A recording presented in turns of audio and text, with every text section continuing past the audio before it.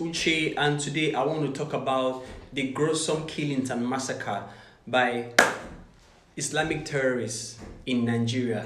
And it's very important to me because we have to talk about these things. We cannot continue to sweep them under the carpet because these are human lives that we're talking about. I'm aware that there are people of the opinion that Donald Trump or America is coming for our mineral resources. But then I have a question for you guys. Has China not been stealing your mineral resources? And then it's so sad and appalling that people that you hold in high esteem, they come out and say things like this. The lives of Nigerians and our mineral resources, which is more important? Let me tell you something about these Islamic terrorists, right?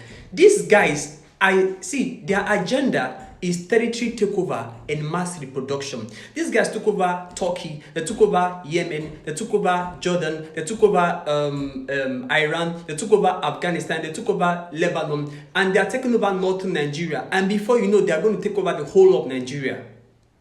They have an agenda. And Boko Haram, Fulani headsmen, bandits, they are subsets of a universal set, Islamic terrorists. And we cannot keep sympathizing with these people. Let me tell you something. You see that guy called Gumi? Every time that grants him airspace, he's going around speaking and speaking and speaking. Then the pastor, evangelist Ezekiel Dakumo, nobody's granting him airspace. Why? Because for some reason they are pushing an agenda, right? Let me tell you something. We should start treating terrorist sympathizers as terrorists themselves. Enough is enough. The killings are too much.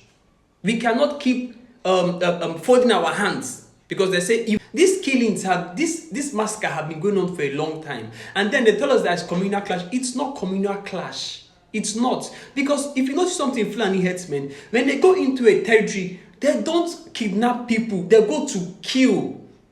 Ethnic cleansing. They go to kill. Why? Because maybe they have an agenda that they want to grab their lands, right? And then every time sometimes it's being reported in the news, sometimes it's not reported at all. Then they tell us that people are being killed, but yet and no arrest is being made. The sponsors, we know, in fact, they've given us lists of these sponsors, but no arrest, nobody has been caught, nobody has been indicted, nobody has been persecuted. And we're beginning to normalize these things. Our Christian leaders, it's a big shame to the pastors and reverends because you guys are sold out. You guys are not sold out because we are sold out to the government. And it's like you guys are reading from the same script, telling people that you should be careful with America that are coming for our mineral resources. What have you benefited from the mineral resources? What you citizens of Nigeria, what have you guys benefited from mineral resources?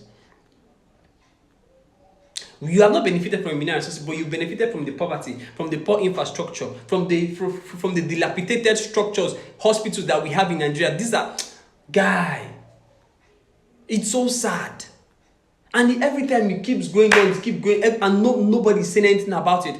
Okay, the Miswat beauty pageant controversy in Kaduna 2002, where over 200 Christians were killed after riots sparked by a newspaper article. So because of that, they killed 200 Christians. The Danish Mohammed cartoons 2006, which led to mobs killing Christians and burning churches, even though the force such as the 1997 and 1991 killings in Kafachan and Bauchi, and many more recent examples like Deborah killing, which happened in Sokoto.